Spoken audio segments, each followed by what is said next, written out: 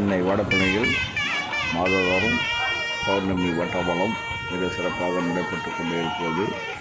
2025ஆம் ஆண்டின் கார்த்திகை மாத பௌர்ணமி வட்டவலம் மர்ம யோகி மன்சித்த தலைமையில் மிக சிறப்பாக நடைபெற்றது. பயனடைந்த பக்தர்கள் அனைவரும் வருகை தந்து கலந்து கொண்டாடி சிறப்பித்தார்கள்.